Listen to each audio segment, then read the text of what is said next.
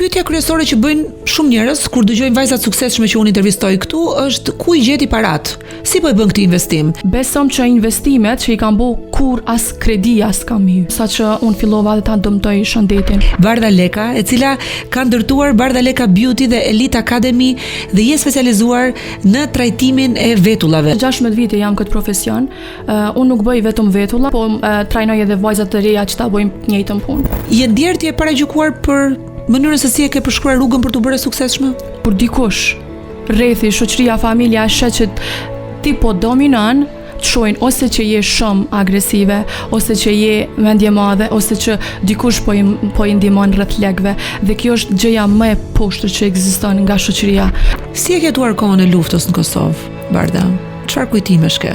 Ne pritëm që të na vje dikush në hapëdirë, nuk erdhi askush. Unë e di që jam ul në bashkë, krejt e vetme, edhe kam qajt me orë të tëra, edhe kur jam liru, jam ngritë në kam edhe kam thonë që nëse nesër unë bëhem dikushi, ju tregoj se kush është Bardha Leka. Zoti përpara se me ta dhonë një të mirë, të pregadit, të skalit, të godit aq fort, të rëzon aq shumë për toke, sa që ti kur ta marrësh aq shpërblim, t'jesh e vedishme si ta mbash. Ke dashuruar ti fort në jetë?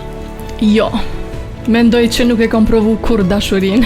Pse mendon që ti nuk e ke takuar dashurinë siç ta ndjen shpirti dhe siç ta do zemra ty? Burri nuk do ta sheh një grua më nalë se vetën. Dhe pikrisht kjo është arsyeja pse unë tash 2 vite jam single.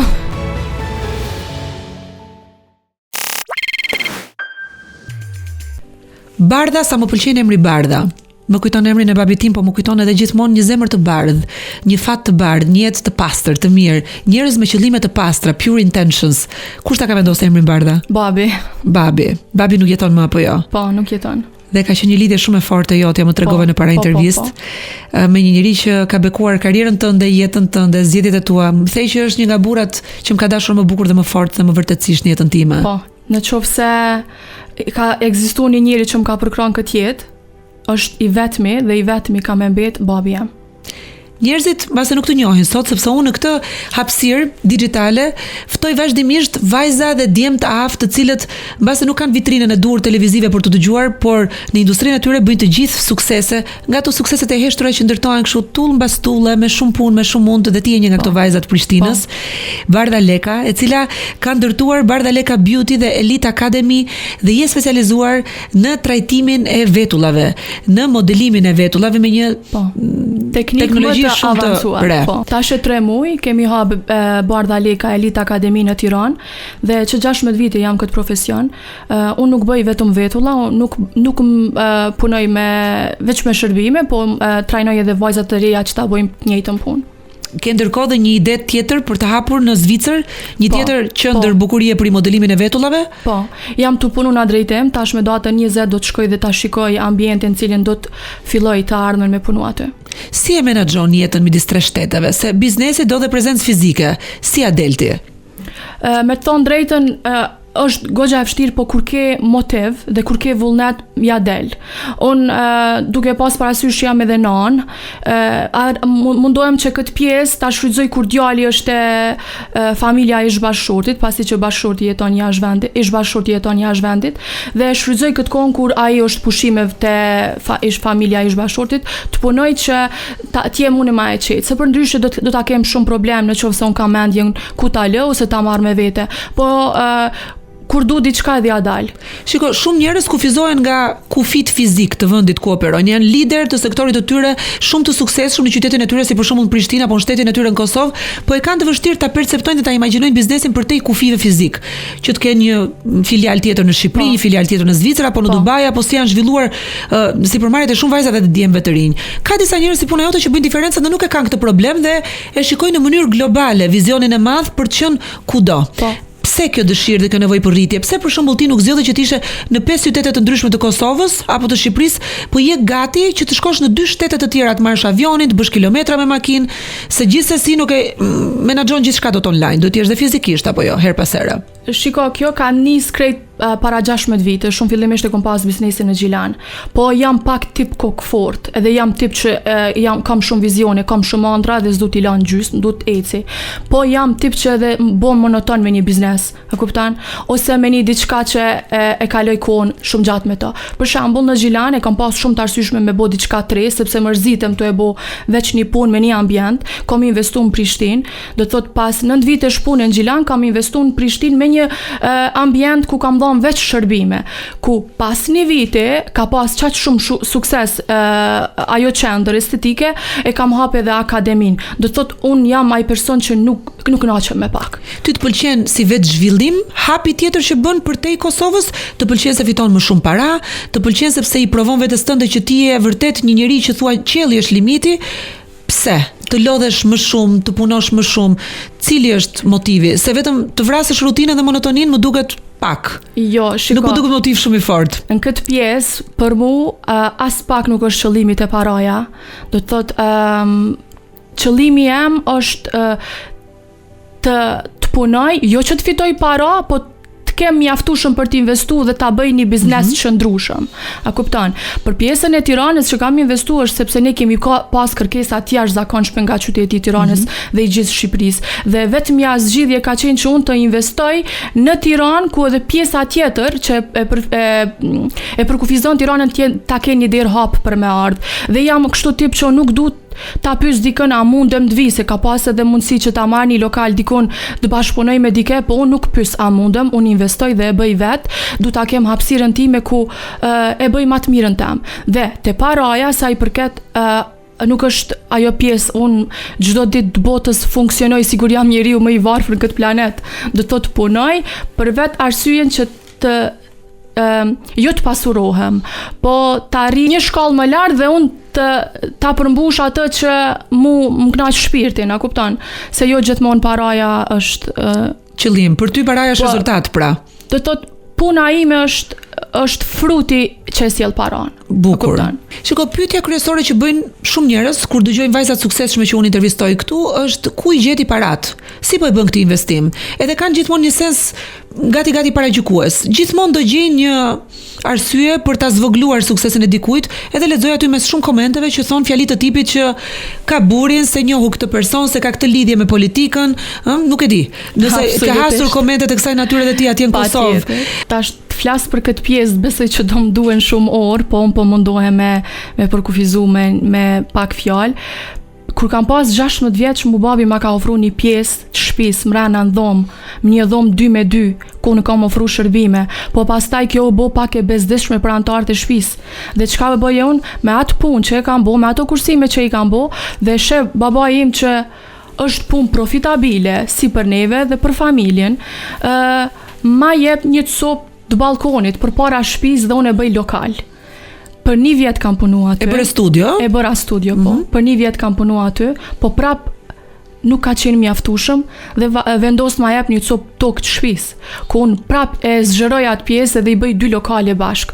Punoj për rreth 9 vite në Gjilan dhe besom që investimet që i kam bo kur as kredia s'kam hy. Kur. Do të thotë e kam bo me një menaxhim shumë të mirë. Po në atë kohë kam pas edhe babin si partner në biznes, ku ai më ka ndihmu pjesën më të madhe të kohës, edhe pse babi jam nuk ka qenë shumë mirë me shëndet, ka qenë një pjesë bukur të kohës i verbër, sepse ka qenë diabetik, dhe ka arrit ashtu i verbër me më përkra, për gjithçka. Do të thotë edhe telefonat i ka kryer, ai është përgjigj në takime, mi ka caktuar, ai çdo herë më ka thonë nesër i ki kaq termine dil puno, ose kur kemi pas nevojë me shku me marr mallra, ai gjithmonë më ka përkra. Jemi konë do të thotë best friends, jo veç babe bi, po edhe shumë shok të ngushtë në këtë aspekt. Kur babi ndroi jetë, do të thotë në periudhën e Covidit, unë aty e kam zhvillu biznesin, unë aty kam marrë hapat e parë, do të thotë në Gjilan. Dhe kur babi ndroi jetë, unë e pash të rrugës, po nuk kisha forcë të vazhdoj, sepse gjithë kujtimet i kam pas me të aty. Edhe me ustep, me undal, nuk kam pas mundësi, sepse unë gjithë familja e kom pasën shpatulla, do të thot edhe djalin edhe familjen tem, nanën edhe familjen e vllaut, dhe më zhdasht me bo diçka patjetër ku masi e kom marr veten prej vdekjes babit, unë investova në Prishtinë duke mos e ditë që aty do të jetë shpërthimi im. Kur hapa lokalin në Prishtinë, beso te Zoti që ka qenë aq e pa përshkrueshme, saqë çdo ditë që shkoja në punë, unë kam qenë gjithmonë full. Dhe cili është numri maksimal i klientëve që keni trajtuar në një ditë, keni rimodeluar vetullat? Në atë periudhë kemi marrë aq shumë saqë unë fillova dhe ta dëmtoj shëndetin, dikun 50, 60, 70 klient në ditë. Po, wow. Po ajo ka qenë gati me fitu burnout dhe unë nuk du të fitoj burnout për një punës që e dashuroj, dhe fillova prapë edhe këtu ta menaxhoj punën, duke marrë pak klient, po që t'jetë muj i plot. A kupton? Dhe këtë pjesë të menaxhimit punës, do thotë unë këtë punë di me bë mas mirëti.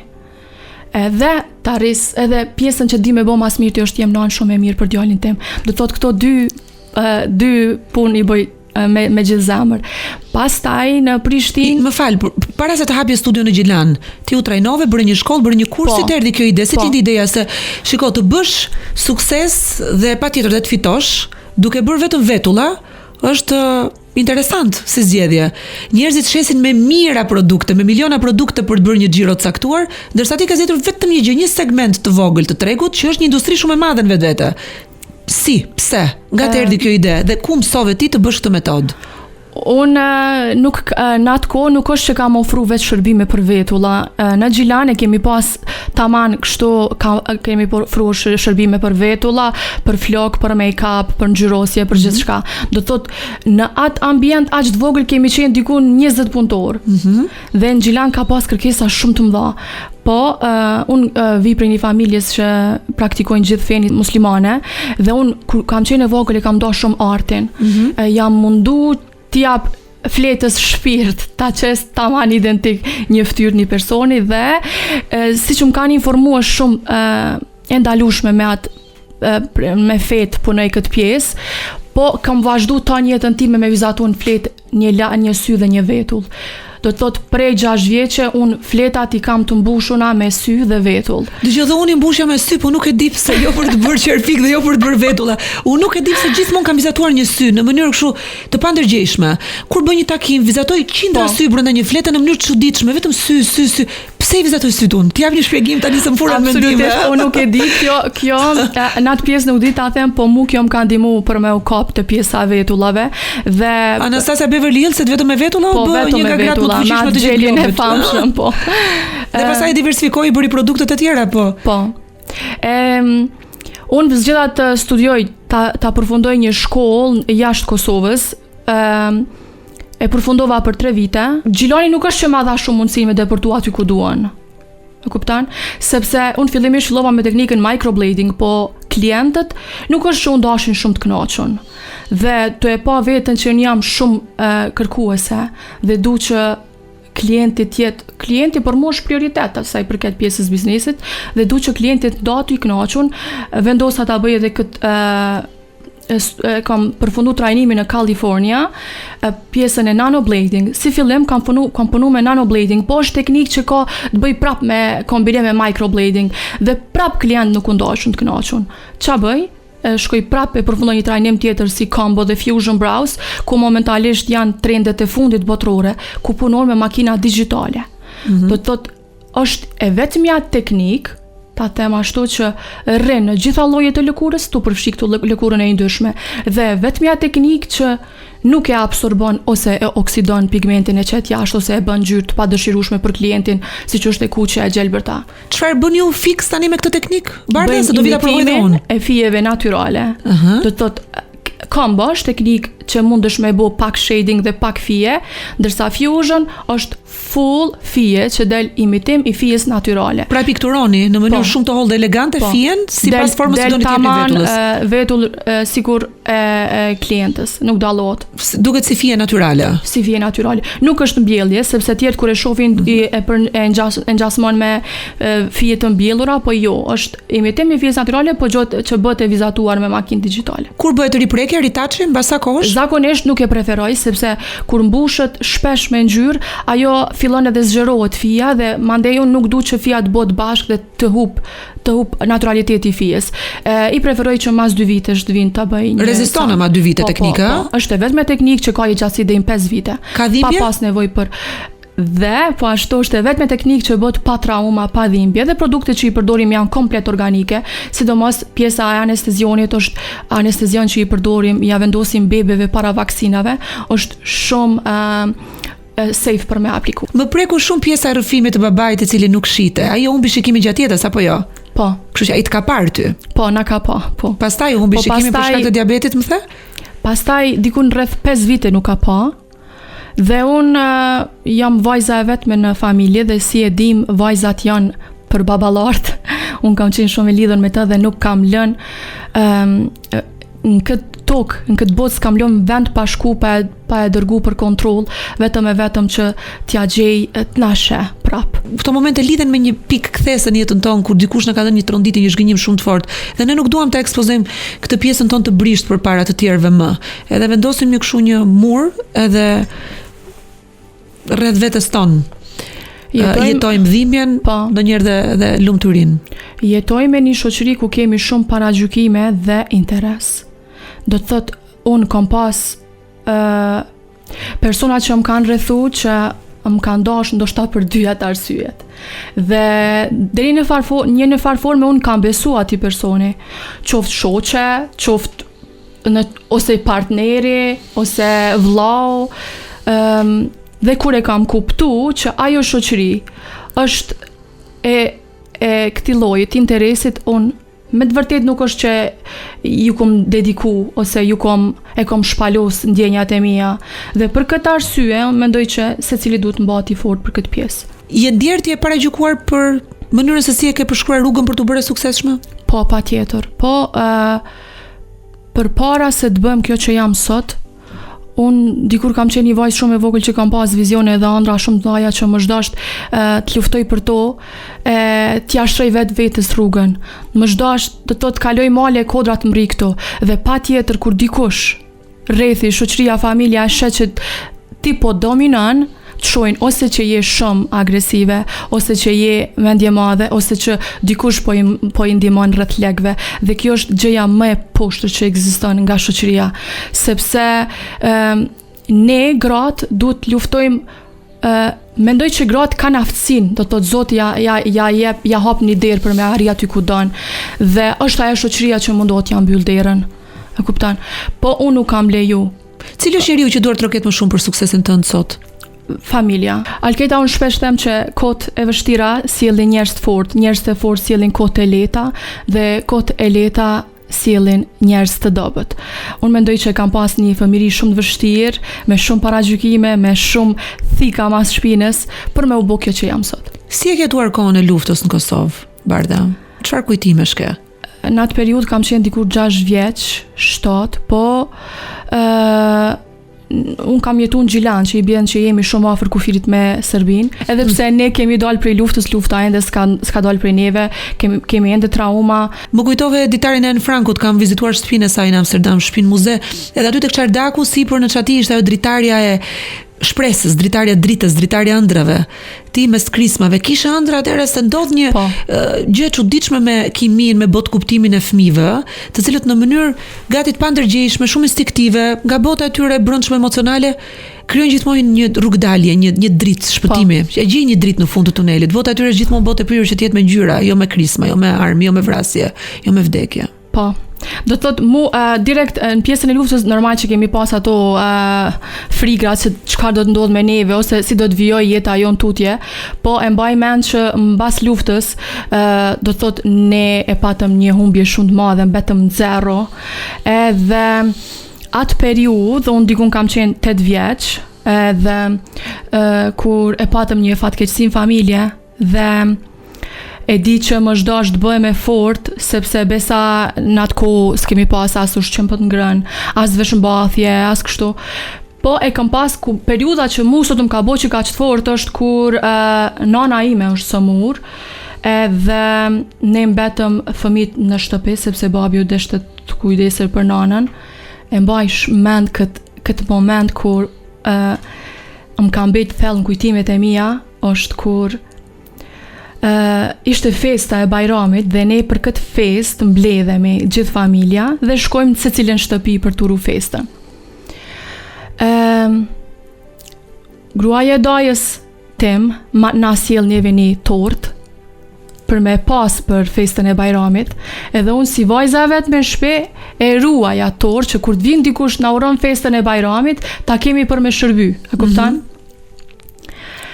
Edhe ndodhi të nesërmën ishte festa, ne pritëm që të na vje dikush në hapdire, nuk erdhi askush. Prap 2 ditë, 3 ditë, festa e Bajramit zgjati 5 ditë dhe askush s'erdhi na hapte derën, as familjarët besa. Torta u prish, edhe babi u kujdes ke shumë në atë ku për bashqen që i kemi pas të shtëpia. Unë e di që jam ull në bashqe, krejt e vetme, edhe kam qajt me orë të tëra, edhe kur jam liru, jam ngrit në kam edhe kam thonë që nëse nesër unë bëhem dikushi, ju tregoj se kush është Bardha Leka. Bota nuk do t'ja di për ëndrat e tua, dhe jeta nuk të pyet a je gati për me arrit ato. Do të thotë, unë i kam largu këto dy gjana dhe thjesht kom vazhdu derisa kom arrit me pa dritën fund tunelit. Edhe pse me raste ajo drita në fund tunelit ka dalë që ka qenë drita e trenit, po prapë si jom dërzu dhe jam këtu ku jam me forcën time, pa ndihmën e askujt. Jam bind që Zoti përpara se me ta dhonë një të mirë, të pregadit, të skalit, të godit aq fort, të rëzon aq shumë për toke, sa që ti kur ta marrsh aq shpërblim, t'jesh e vedishme si ta mbash. Një mike ime shumë e mençur, e di si më thot tani? Boll më thot mua ke kaluar sfida për të arritur suksesin. A mund të ti tani të krijosh dhe të shkosh tek niveli tjetër, jo nga sakrifica, jo nga dhimbja, jo nga mundimi, jo nga prekja e atij fundit që po flasim neve figurativ që ti e ke prekur që fëmijës. Edhe unë kam pasur një fëmijëri jo shumë të thjeshtë. Edhe në fakt do të turoja me gjithë zemër ty tani që ti çdo suksesi të bësh që këtë jetutje, mbas ti podcastit, ta quajmë këtë një pikë mbritje, ta bësh jo duke u stërmunduar, jo duke u sforcuar, jo duke sakrifikuar. Ta bësh nga një pikë nisje shumë e mirë, si një trampolin do ta shikosh, ku ti mund të japësh vetes tënde një shtys për të fluturuar lart, e lirë. Jo me shpatullat e rënduara, se sa më shumë pesha të mbajmë me shpatulla që më të rënduar ndihemi edhe nuk arrim dot të përplasim krahët siç duhet për të fluturuar. Kështu që faleminderit që më bëre që ta them këtë këshill të andaj se ma kanë thënë mua shumë bukur, unë po ta them ty të gjithë atyre që na ndjekin sot. Të pëlqen Inspire? Ndiqet aty në Kosovë, besoj, jo? Po, jashtëzakonisht shumë, dhe për këtë arsye unë nuk hezitova dhe erdha dhe mezi po pres me pa qysh do del. Ti do dalësh shkëlqyshëm, edhe unë dua të pyes me që Inspire do të thotë të frymëzosh. Si mendon ti që i frymëzon gjithë vajzat shqiptare që të ndjekin sot? Duke e ditë vetën që unë gjithçka kam arrit vet dhe përmes akademisë time unë i trajnoj vajzat, i kam 3 parime në akademinë time, unë i mësoj ato dhe të bëhen të forta, edhe si deportojnë klientel, po edhe ja mësoj standardin, mos dorëzohen sepse edhe kur të punojnë me klientel ndodhin gabimet. Unë e di që fillimi ka me qenë shumë i vështirë, por do t'jem gjithmonë ajo që të më kenë mu shembull kur Bardha ja ka dalë, pse ne nuk mundemi, sepse unë në atë periudhë kam pas kohën shumë të vështirë, ndërsa sot është kohë shumë e lehtë për me arrit deri te një pikë ku ti don. Dhe në trajnimet që i kemi ne, unë nuk e lejoj askënd dal pa u mësu. Nuk është çështja e pagesa. Do të thotë unë jap, nëse një trajnim zgjat 3 ditë, unë nuk e lë dal ato brenda 3 ditësh pa u mësu, sepse tek e fundit ajo do e përfaqësoj emrin tim. Unë çoj nevoja unë dhe mbaj edhe 2 javë derisa ajo të është gati. Prandaj mendoj që e kanë shembullin kryesor mentorën e tyre që ta shohin se gjithçka ja del dhe qysh llogaritët, ky biznes që unë jam sot është një ndër bizneset më profitabile që ekziston, ta punoj një femër. Pse mos më e bë? Nëse është ëndra dikujt që të bëhet e pavarur, le të vi, le ta provoj, sepse me të vërtet ky biznes u hap dyert e suksesit shumë grave. Mendon që 3 ditë janë mjaftueshëm për të trajnuar një vajzë që bën këtë profesion? Unë me të thonë drejtën as 3 ditë si kam pas, po me një trajnim i përfshi shumë trajnime që i kam përfunduane. Do të thotë i mësa, i kam ato tips and tricks që nuk i ndaj me gjithkën, po ja bëj studentës sa më të lehtë punën. Kur e shoh që e analizoj dorën e saj, nëse dora e saj vazhdimisht tenton të gaboj, unë e lë të gaboj, sepse ajo po krijon art, po e gjej teknikën që ajo ta bëj atë gabim sa më mirë. A kupton? Por kjo pjesa që punojmë ne, do thot është më e thjeshtë se microblading, sepse microblading është teknikë që punohet me brezg dhe injektohet në shesat e thella të lëkurës, mandej është ato pikat e pak gjakut që e bëjnë procesin pak traumatik. Dhe që ose dua unë ta fshi dhe ta korrigjoj gabimin që ka bërë ajo vajza që ka aplikuar teknikën, është e thjeshtë? Ne, në Kosovë dhe në Shqipëri, kemi sistemu pajisjet e fundit të teknologjisë për fshirjen e vetullave me laser. Do thotë ne kemi pikoshur lasers. Dhëm ky lazeri sa më të që dhëm shumë, djeg pak, po është punë sekonde që nuk e ndjen ashtu. Tani unë kam një pyetje për ty. Se shoh shumë bardhën e fortë, shoh të vendosur, shoh kryeneçën tek ti. Kush e zbut kryeneçën? Momentalisht s'kush. Djali me siguri. Djali ashtu. Djali me siguri evidenton pjesën më të butë tënden. Me djalin është e vërtet jam shumë person tjetër. Po me thon drejtën Alketa me të vërtetë mungon ajo pjesa se un para gjithëve duhet mbahen me fort. A kupton? Ndoshta do të vinë ndonjëherë momenti që un të bëhem ashtu si bebushë, se unë në horoskop jam binjake dhe i kam 2 anë të personalitetit, jam shumë luftarake, luanesh, po dhe jam pak bebushë kështu thellë në shpirt. Çfarë kanë binjakët karakteristik që duhet ta dim? Unë mendoj që pikërisht unë i përkufizeta shumë mirë, shumë luftarak, s'dorzohen kurrë, ja dalin, janë emocional, janë tip kanë qef me eksploru botën, shëtisin e këto. Ke dashuruar ti fort në jetë? Jo. Mendoj që nuk e kam provu kur dashurin. Ti dhe Jennifer Lopez. E ke dëgjuar Jennifer Lopez në një intervistë para se të rishikonim bashkimin e saj me Ben Affleck, çfarë tha? Gjitha më kanë thënë unazat, shtëpit, pushimet, udhëtimet, surpriza, dedikimet e forta të dashurisë, po s'm ka thënë dashurinë e vërtetë. Askush nuk deshit më të donte, jo siç donin ata, po siç desha unë. Në fakt siç don ti atë. Ka dash dikush? Edhe jo thua. Jo, po pse mendon? Është çështje fati, është çështje që ti je akoma jo gati, nuk i ke hapur ato çakrat e tua, thon, që të vijë njeriu dur? Jo. Mendoj se un jam aq e fortë sa që meshkujt para meje janë shumë dopt. E shohin veten shumë dopt për më afro një femër të fortë si jam unë. Dhe këtë pjesë në të kaluamën time, nëse dikush më është ofru, është se e kam lejuar sepse më kam mungu, ndoshta ashtu ta them, prezenca e një burri, nuk është se më kalon shumë përshtypje. Do të thotë, ai më shumë ka marrë nga unë se sa unë nga ai. Pse mendon që ti nuk e ke takuar dashurinë siç ta ndjen shpirti dhe siç ta do zemra ty? Ku ka çaduar? Ku s'ka shkuar gjëja siç duhet? Ku ka çaluar? Po flas edhe për veten, po edhe në përgjithësi se mendoj se gratë përballen me këto dukuri që po ndodhin sot, se ta quaj ashtu dukuri negative. Burrat duhet t'i lënë gratë të gabojnë. Burrat nuk duhet me andal grave shkëlqimin. Burrat duhet t'i lënë gratë të rriten.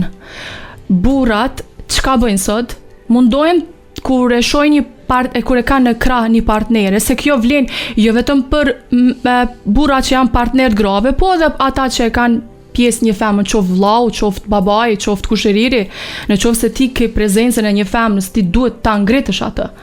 Dhe jo ta mbyllësh në kafaz dhe kjo është një gjë shumë e keqe. Ta lësh lirë. Duhet burri gruas t'ja hap derën dhe të fluturoj jam unë këtu për ty. Dhe në qoftë se ata kratë e tu lodhen apo dështojnë, jam unë këtu që i sjell një kratëri në jetë. A kupton? Po kjo është e kundërta. Gratë aq shumë mendoj që disa divorce sot ndodhin për këtë arsye, sepse gratë nuk marrin për krajin e mjaftueshëm nga një mashkull. Ndrydhen? Mbase ndrydhen? Po, patjetër. Nuk mendoj që burri nuk do ta sheh një grua më nalë se vetën. Dhe pikërisht kjo është arsyeja pse unë tash 2 vite jam single. A thua ndonjëherë ti bardha me vete që unë nuk meritoj një partner, sepse unë nuk kam, sepse unë s'dua të punoj, sepse unë dua të nështrohem, sepse unë kam nevojë për të. Po unë meritoj një partner që të më bëj të lumtur, të më trajtoj, se çdo vajzë, edhe kur është e suksesshme dhe fuqishme, do që ta ndjej trajtimin e një kavalieri. Mendoj që do të vi koha ime. Do vi koha jote. Po shumë mirë që s'ka humbur besimin, se do njëri ta të trajnon, të mëson, të fut në këtë palestrë që do të jesh e fortë, do t'ja dalësh edhe vajzat hiqen nga energjia e tyre femërore. Edhe është bukur që të kthehesh në energjinë tënde femërore. Ti je ndonjëherë brisht, lejosh që të marrësh apo jo? Po e vërtet, mendoj që do të vi ajo kohë, po momentalisht unë kam kalu aq shumë maskullin energji, pun, dhe e shoh, do të thot e kam fiksu këtë ide që momentalisht mendoj që prezenca e një burri në jetën time do ma hub pak atë drejtimin se çfarë un kam ende plane shumë të mëdha për me kriju, për me sjell një jetë aty ashtu. Po unë mendoj që një peshore, një ujore ose një dash tani po aktivizohet nga ky podcast. Peshorja. Shiko, të jesh vetëm dhe të ndihesh mirë është shumë më mirë sa të jesh i vetmuar duke qenë me dikë. Kështu që dua t'i thuash gjitha vajzave që janë vetëm dhe janë të shqetësuara pse janë vetëm dhe nuk po e gjejnë atë shpirtin e tyre binjak, se mendoj që çdo vajzë në ëndrat e veta më të thella, romantike dhe në ëndrat e fëmirisë së hershme ka në kokën e vet një burr ideal, një djalë që do ta bënte të lumtur. Jepi diçka nga vetja jote dhe nga përvojat e tua. Pse është ndonjëherë shumë bukur ti jesh edhe vetëm derisa e gjen atë veten tënde plotësisht dhe pse pikërisht atëherë kur e ke gjetur veten vjen edhe ai njeriu dur, ajo që ti sepse meriton. Mendoj që gratë sot gabojnë duke u mundu me i dhënë dashni tjetrit pa e dashur veten. Fillimisht duhet stopohen, të kujdesen për veten, të arrijnë atë kulminacionin që e dojnë veten mas shumë të mbot, pastaj e ka një mendje të kfjellë se çka dëshiron te tjetri. Nuk mendoj që është kur një grua nuk e ka tamanat ideologjinë se çka dëshiron te tjetri. Do të thot arrin me i pa shumë defekte dhe mbet krejtësisht si në ajër në atë përzgjedhje. Kështu që kur është e sigurt që është gati dhe më mirë them kur arrin atë pikën që e dashuron veten dhe e bën veten prioritet dhe arrin të kujdeset për veten, kur të vi personi tjetër do ta doj edhe më shumë atë vajzë. Kështu që koha e saj do të vi veç se të pret derisa të arrin atë kohën magjike, ta them ashtu, sepse po se dashte veten nuk mundet me dasht tjetri. Si prezantuese televizive që të pash unë ty sot, se ke fol më shpejt se unë dhe më rrjedh shumë se unë, ke ndonjë pyetje që ti do të më drejtosh mua? Çfarë ke ti diçka që do dohet të pyesje mua? Duke të pa që ti je shumë e angazhuar dhe plus e ke familjen, fëmijët, si a del? Unë krijoj sisteme suporti, Barda. Sisteme suporti, kam njerëz që më ndihmojnë. Delegoj, duke kontrolluar, duke besuar mbi të gjitha, nuk jam në një kontroll frik i shquar, po besoj tek njerëzit të cilëve ju jap kompetencën për të ndjekur një proces në punë, apo për të ndjekur një proces në mbarvajtjen e shtëpisë. Dhe gjithçka ndërtoj mbi besimin. Unë kur besoj. Në qoftë se lind një dyshim dhe unë filloj kontrolloj, ka diçka që s'shkon me sistemin. Se unë do të jem me mendjen e mbledhur, themi ne këtu, me mendjen e qetë, me mendjen e fjetur, që kur unë udhtoj dhe të kam lënë ty menaxhimin e shtëpisë time apo të fëmijëve të mi, unë duhet mendoj që aty nuk je ti, po jam unë. Pra ti je zgjatimi im dhe unë jam pasqyra ku ti reflekton veten tënde. Dhe duke e menduar jetën kështu në këtë formë dhe duke i trajtuar njerëzit me shumë dashuri, me shumë njerëzillik themi ne, me shumë ndjeshmëri emocionale, më ka funksionuar. Në punë kam ndërtuar lider dhe nuk dua ushtar që më ndjekin, po dua lider që drejtojnë sikur të jam unë aty edhe rriten bashkë me mua, nuk rrin aty në vend numëro. Dhe në familjen time ata pak njerëz, cilët janë pjesë e njerëzve që më ndihmojnë mua që të rris fëmijët, mirëmbaj shtëpinë, i kam trajtuar gjithmonë si njerëz të familjes time. Shtëpia ime është shtëpia e tyre. Buka ime është buka e tyre. E thënë me fjalë të vogla. E di sa jam kënaqur Barda me ty sot? Edhe unë jashtëzakonisht shumë. Je një vajzë me dritë shumë, një vajzë diellore. Të falenderoj shumë për gjithçka që le në këtë studio. Të uroj shumë suksese për biznesin tënd. Më dhe një përvojë shumë të bukur të ndërtimit të një biznesi me dashurinë dhe përkrajjen e babait dhe me vendosmërinë e një vajze që ka besuar tek ëndrat e veta, po ka punuar, ka studiuar, nuk i ka ardhur në tabaka ari suksesi servirur, po ka punuar çdo ditë. Më pëlqeu që ti je një nën shumë e përgjegjshme dhe prioritet ke djalin tënd, se kur fëmijët tanë bëjnë një version më i mirë i vetes tonë, besoj që kemi bërë një gjë të mirë të madhe në jetë. Më pëlqen fakti që fuqizon vajzat e tjera dhe më pëlqen që ende ti beson që dashuria që ti meriton do të vi, po ende nuk ka ardhur. Po është aty tek dera. Dhe uroj që të jetë vërtet tek dera sa ti dalësh nga podcasti, të ndodhi një gjë e bukur, të më marrësh telefon të thuash, "Hey Alketa, ti manifestove dhe ke fuqi që të manifestosh." E di ti që kam vërtet fuqi për të manifestuar. Kja Ruma dërguat mantrën që ma kjo përmena ditë, në kokë më kam e. Cila ishte ajo? Cila ishte? Oh. Unë meritoj një partner që të shotis botën, bla bla bla. Po, mantrën nuk kujtova çfarë të kam thënë. Të kam thënë që ti tani një fëmijë e ke sjell në jetë dhe po e rrit me shumë dashuri, shtëpinë e ke, biznesin e ke ndërtuar, ke marrë nga jeta goditjet dhe mësimet e veta, ndështimet dhe sukseset e veta. Çfarë duhet bësh ti në jetë tani? Të shkëlqesh dhe të shijosh jetën, të punosh po dhe të shijosh botën, apo jo? Po. Të kesh një partner që të vibe me ty në të njëjtën frekuencë. Të jetoni jetën, jeta është e mrekullueshme, planeti është i pafundëm, ë? Sa i bukur është bota që të jetë eksploruar dhe përjetuar, bukur me një njerëz që mendon me të njëjtin shpirt aventure njësoj si ti. Është apo s'është? Patjetër. Unë jam një romantike pa shpresë. Ma thuj ato fjalë magjike që ti përdori.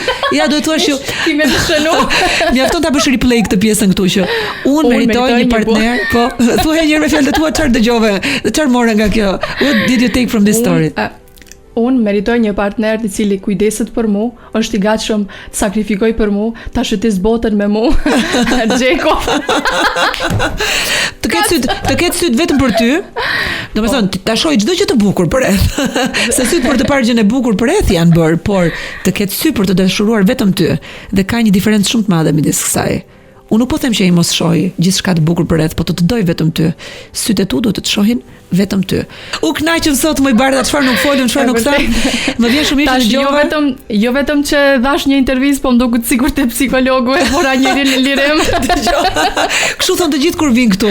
Nuk e di pse ka një presion kur vin, pastaj thon sigurisht te psikologu sot. Ti je shumë insistuese dhe i kap ato gjëra që ti i dën. Bëm një bisedë shumë të bukur sot dhe unë jam shumë e kënaqur që takova një vajzë emancipuar të Kosovës, të suksesshme, të lirë dhe mendje hapur. Të ardhshin gjithë sukseset e botës dhe dashuria bashkë me to. Shumë faleminderit gjithashtu. Faleminderit bardha. Një jetë të bardhë dhe të bukur të uroj. Faleminderit shumë shpirt.